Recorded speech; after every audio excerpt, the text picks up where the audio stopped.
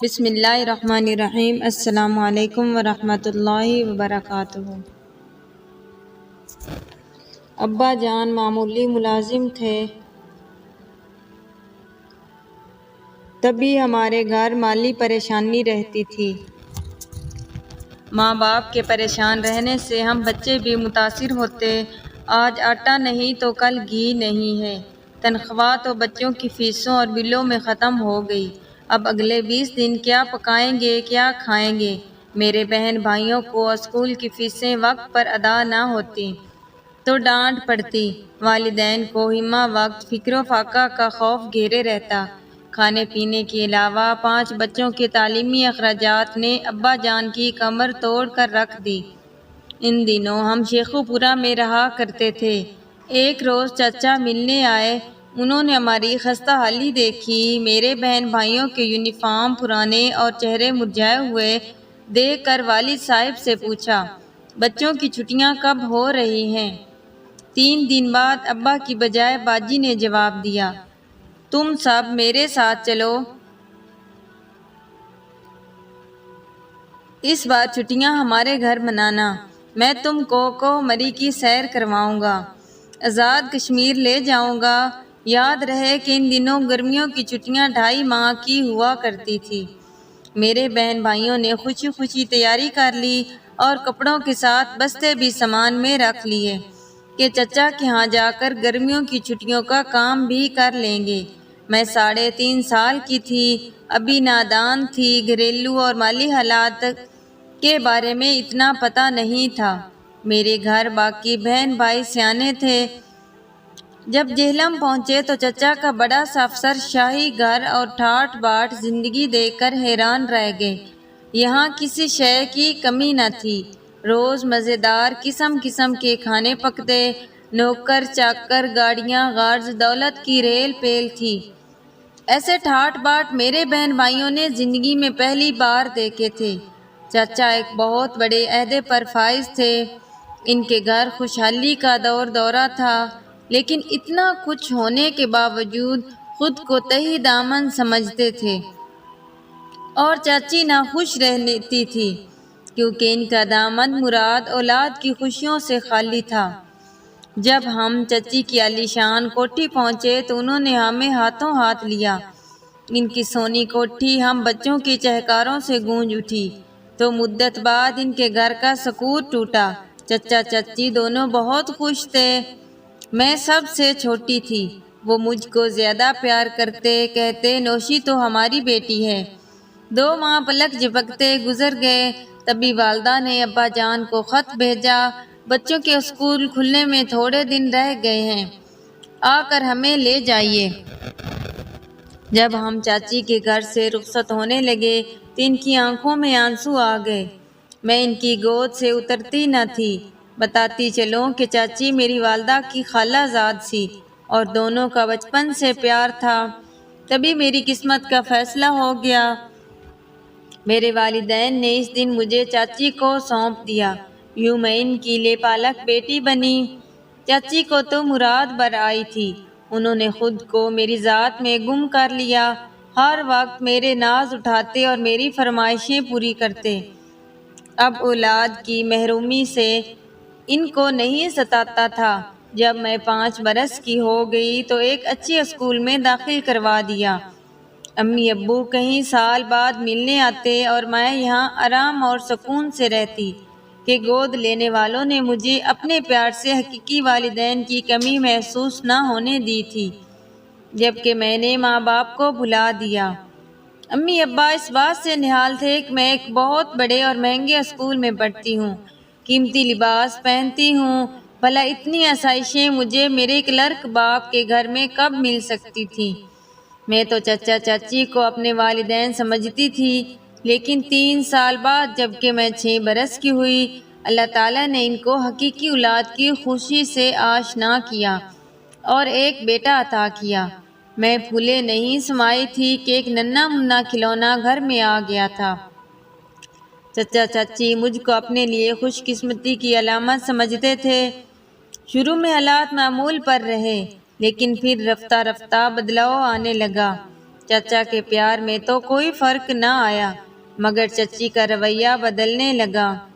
سگی ماں بھی جب نیا بچہ گود میں آ جائے تو اس کی طرف زیادہ توجہ دینے لگتی ہے، تبھی بڑے بچے کو ماں کے پیار میں تشنگی محسوس ہوتی ہے۔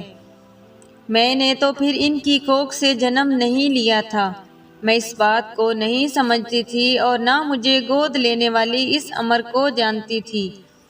اب مجھے وہ بات بار پر ٹوکنے لگی، ڈانٹنے لگی۔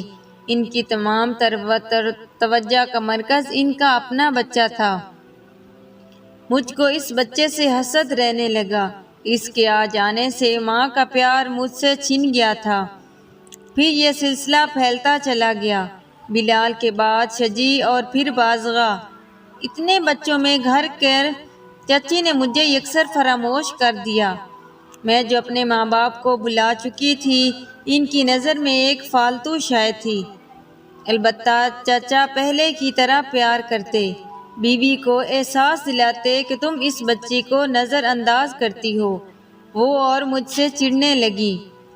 مجھ پر اب واپسی کے راستے بند تھے کہ میرا معصوم ذہن تو انہی کے پیار میں گندا ہوا تھا۔ یہی سمجھتی تھی کہ یہی میرے ماں باپ ہیں۔ شاید میرے والدین کا یہ خیال ہوگا کہ انہوں نے بیٹی بنا لیا ہے تو اب نوشی کو وہاں ہی رہنے دیں۔ ایک دولت مند گھر کی بیٹی بن جانے کے بعد اب یہ ہمارے گھر مفلسی میں آ کر خوش نہ رہ سکے گی۔ رفتہ رفتہ میرے ذہن نے حالات کے بدلاؤ سے سمجھوتا کرنا سیکھ لیا اور پڑھائی پر دھیان دینے لگی، یہاں تک کہ کالج کی تعلیم مکمل کر لی۔ کالج کی سالانہ تقریب کے دوران مجھ کو ایک امیر زادے مراد نے دیکھا اور پسند کر لیا۔ چند دنوں بعد ہی ان کے والدین ہمارے گھر رشتہ مانگنے آ گئے۔ چچی چاہتی تھی کہ جلد از جلد میرا رشتہ طے کر دیں۔ ان کو یہ رشتہ پسند آ گیا کہ لڑکا خوبصورت، تعلیم یافتہ اور لوگ شریف دولت مند تھے۔ اس سے بڑھ کر بیٹی والوں کو اور کیا چاہیے۔ ان کا بڑا بزنس تھا، 2 بیٹیاں شادی شدہ تھیں۔ مراد 2 بہنوں سے چھوٹا اور اکلوتا تھا۔ اس کی ماں اور بہنوں کا آنا جانا شروع ہو گیا۔ وہ لوگ جلد از جلد شادی کرنا چاہتے تھے، جبکہ چچا ابھی سوچنا چاہتے تھے۔ ان لوگوں نے بے حد اصرار کیا کہ بے شک چھان بین کر لینا، مگر بات ابھی طے کر دیں۔ یوں میری منگنی ہو گئی۔ منگنی پر جب میرے والدین آئے تو حقیقی والد مراد کو دیکھ کر چونک گئے۔ انہوں نے اس نوجوان کو کسی ایسی محفل میں دیکھا تھا جہاں اچھے لوگ نہیں جاتے۔ یہ منگنی کا دن تھا، خوب دھوم دھام مچی ہوئی تھی۔ مراد اور اس کی بہنیں خوش تھیں، چچا چچی بھی خوش تھے، مگر میرے حقیقی والدین کو کسی کروٹ چین نہیں تھا۔ منگنی کے بعد ابا جان آرام سے نہ بیٹھے اور چھان بین میں مصروف رہے۔ 1 ماہ بعد بالآخر انکشاف ہوا کہ مراد منشیات کا عادی ہے۔ ابا جان نے چاچا کو فون کر کے یہ بات بتائی، مگر چاچی کسی صورت یہ بات ماننے پر تیار نہ تھی۔ ان کا خیال تھا کہ اتنا اچھا رشتہ ہے، کسی حاسد نے مراد کے بارے یہ غلط رپورٹ دی ہے۔ لوگ عموماً ایسے معاملات میں رنگ میں بھنگ ڈال دیتے ہیں۔ چاچا نے رشتہ ختم کر دینے کی بات کی تو ان کی بیگم جھگڑ پڑی کہ اب میں یہ رشتہ نہ توڑنے دوں گی۔ بھلا شریفوں میں کہیں یہ ہوتا ہے کہ ایک بار بیٹی کسی شخص سے منسوب کر دو، پھر منگنی توڑ کر رشتہ کسی اور شخص سے جوڑ دو۔ ادھر مراد اور اس کی بہنوں کا آنا جانا بڑھتا گیا۔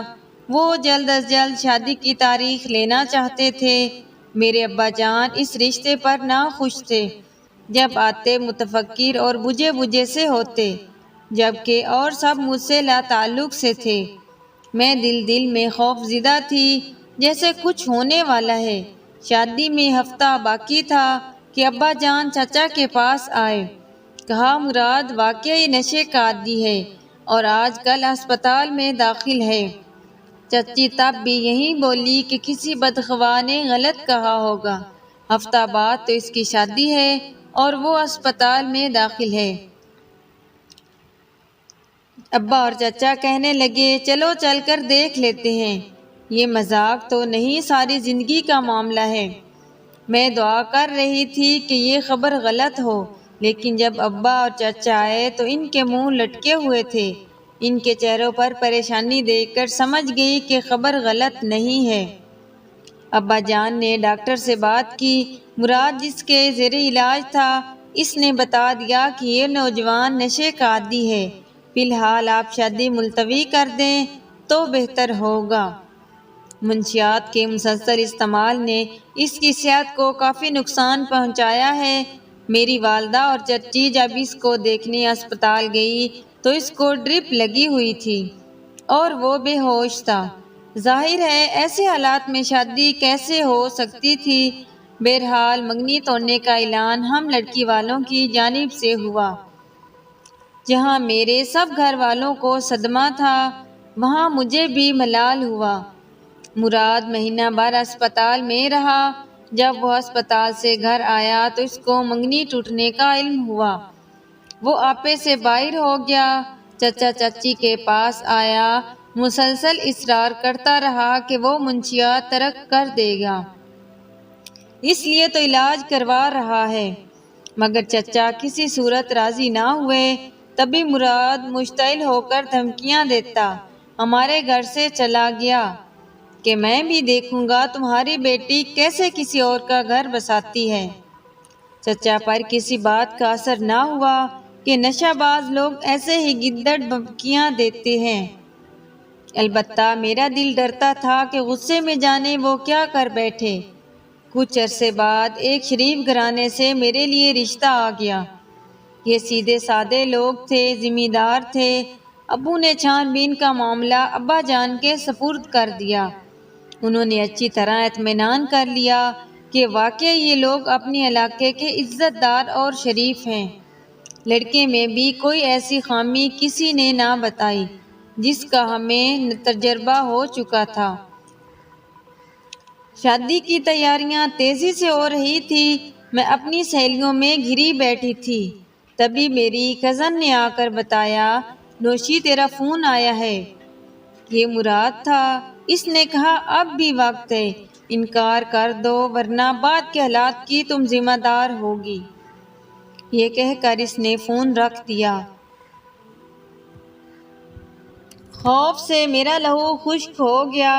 ظاہر ہے میں کیا کر سکتی تھی، میں تو خود ایک مجبور لڑکی تھی۔ اس خوف میں شادی کا دن آ پہنچا۔ میں اندر ہی اندر خوف زدہ تھی۔ والدین سے خوف کا اظہار کرتی تو وہ بھی پریشان ہو جاتے۔ شادی تو کسی صورت نہیں رک سکتی تھی، ورنہ دنیا والوں کو ہم کیا منہ دکھاتے۔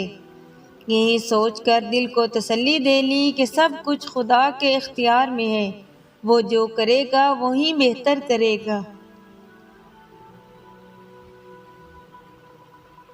محسن بہت اچھے تھے۔ ان کے تحفظ کو پاتے ہی ہر بار خوف میرے دل سے جدا ہو گیا۔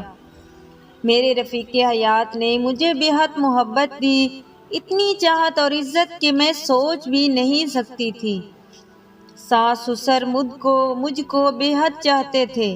دیور نندیں جیٹھ جٹھانیاں بہت بڑا کنبہ تھا کہ میں اتنے بہت سے لوگوں میں کسی قسم کا خطرہ محسوس نہیں کرتی تھی۔ سال بعد اللہ تعالیٰ نے ایک بیٹی سے نوازا۔ وہ ایک ماں کی تھی کہ محسن ایک روز اپنی زمینوں پر گئے۔ انہیں گئے ہوئے 2 روز گزرے کہ اطلاع آئی ان پر کسی نے گولی چلا دی ہے۔ وہ موقع پر ہی ہلاک ہو گئے۔ یہ خبر ہمارے لیے صدمہ جان کا تھی۔ جب ان کا خون میں ڈوبا ہوا جسم گھر لایا گیا تو کہرام مچ گیا۔ مجھ پر سکتہ طاری ہو گیا، حتیٰ کہ ان کا 40واں بھی ہو گیا، مگر مجھ کو یقین نہ آیا کہ وہ اس دنیا سے چلے گئے ہیں۔ محسن کے قاتل کو جلد گرفتار کر لیا گیا کیونکہ میرے سر کا سیاسی اثر و رسوخ تھا۔ پولیس نے مکمل تعاون کیا۔ گھر والوں نے آ کر بتایا کہ گولی چلانے والے کا نام مراد ہے اور باپ کا نام بھی بتا دیا۔ تبھی میرے کانوں میں اس کی دھمکیاں گونجنے لگی۔ بدبخت انسان نے جو کہا تھا کر دکھایا۔ مجھ کو اجاڑ کر میری بچی کو باپ کے سایہ شفقت سے محروم کر کے نہ جانے اسے کیا مل گیا۔ ابا جان اور چاچا جان چاہتے تھے کہ میں کے لوٹ آؤں، مگر میں اپنی بیٹی سے اس کا پیار کرنے والا دودیال اور اس کے باپ کا گھر نہیں چھیننا چاہتی تھی۔ یہ گھر مجھے بہت عزیز تھا، جہاں مجھے عزت اور میری بچی کو دادا دادی، پھوپھو اور چچا کا پیار ملا تھا۔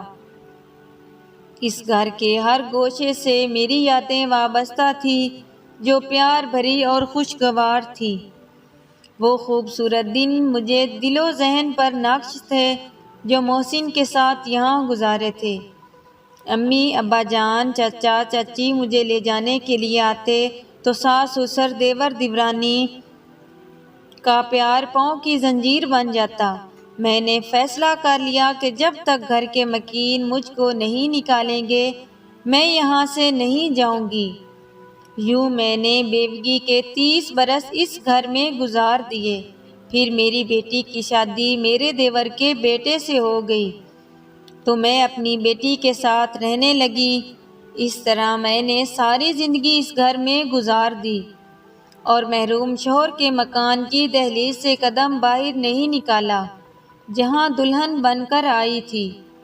لوگ کہتے تھے کہ اس عورت پر تو وہی مثال صادق آتی ہے کہ جب پرانے وقتوں کے لوگ بیٹی کو رخصت کرتے ہوئے کہتے تھے کہ بیٹی، جس گھر دلہن بن کر جا رہی ہو وہاں سے تمہارا جنازہ ہی آئے، یعنی مر کر ہی اپنے گھر کو خیر باد کہنا۔ میں تو بیوہ ہو گئی تھی، لیکن اللہ تعالیٰ نے میرے دل میں اس گھرانے کی ایسی محبت بھر دی کہ نہ میں نے ان کو چھوڑا اور نہ انہوں نے مجھے۔ ہمیشہ پہلے دن کی طرح عزت دی۔ آج لوگ میری مثال دیتے ہیں کہ میں نے کسی طرح حوصلے اور صبر سے پہاڑ جیسی زندگی سسرال میں گزار دی، لیکن کوئی کیا جانے ایسی تنہا زندگی گزارنا کتنے حوصلے کا کام ہے۔ اگر کہانی پسند آئے تو ویڈیو کو لائک اور شیئر لازمی